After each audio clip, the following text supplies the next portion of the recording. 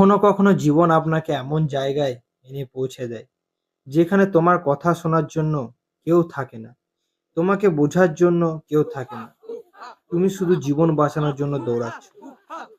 যেখানে আমরা জামা কাপড় কিভাবে পরতে হয়, খাবার কিভাবে খেতে হয়, আগুন কিভাবে কাজে লাগাতে হয়, ঘরবাড়ি কিভাবে বানাতে হয়, কিভাবে আমরা বসতি স্থাপন করতে পারি, সেই সকল জিনিস আমরা।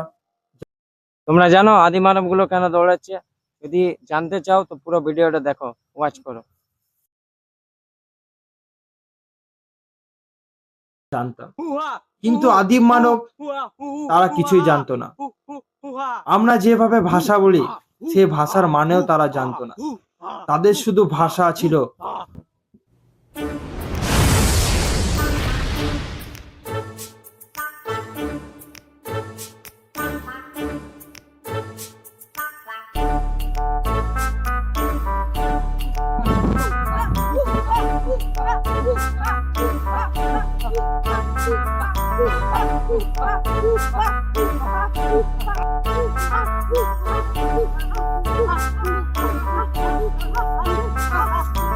হুফা হুফা। তারা জানতো না যে খাবার কিভাবে রান্না করে খেতে হয়, তারা জানতো না যে কিভাবে জামা কাপড় পরতে হয়, এবং তারা জানতো না যে আগুন কিভাবে কাজে লাগাতে হয়। তারা শুধু জানতো কাঁচা মাংস শিকার করে এনে কাঁচা মাংস খেতে। তারা জঙ্গলে জঙ্গলে ঘুরে বেড়াতো। তারা গাছকে খুব ভালোবাসত, তারা গাছের টান ছিল। আদি মানব।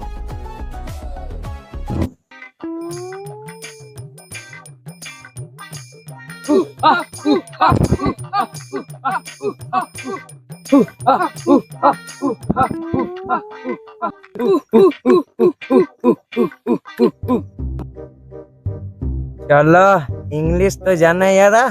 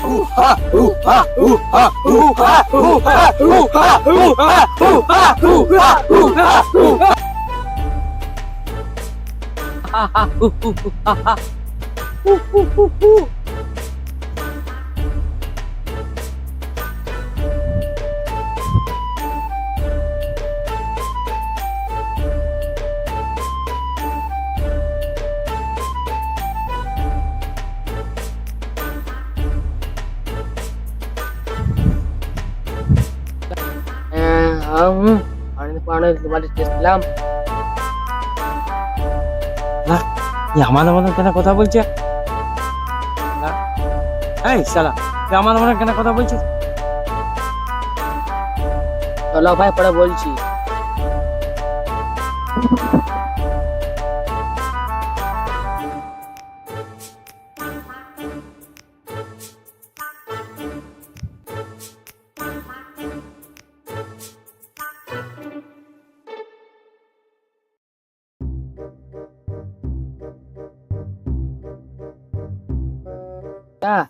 গুপ্তধনের জন্য অনেক আগে এসেছিলাম। তাহলে গুপ্তধন পেলে? না দাদা, গুপ্তধন পাই নাকি, জামা কাপড় হারাই গেল দাদা। তাহলে গুপ্তধনটা কোথায় আছে বলো তো? ওদের ঠাকুরটা হচ্ছে গুপ্তধন।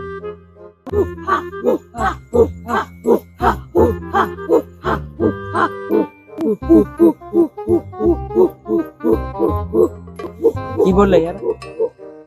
ওটা গাছে রাখছে ওদের পুজো হবে।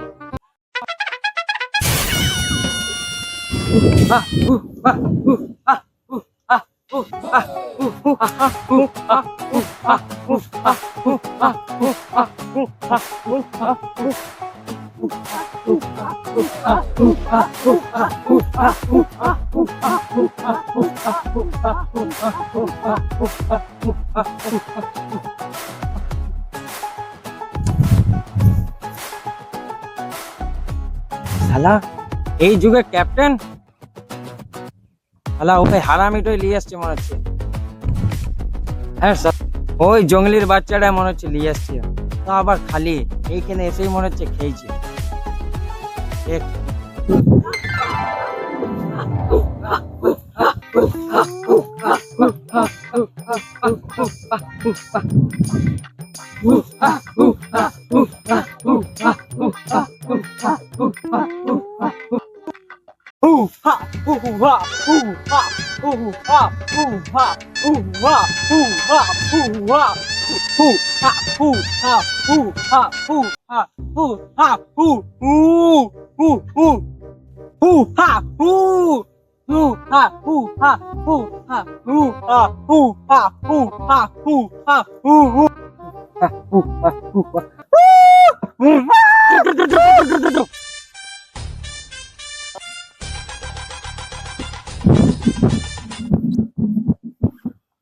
ছলো ছলো নয়নে হাসি মাখাবো।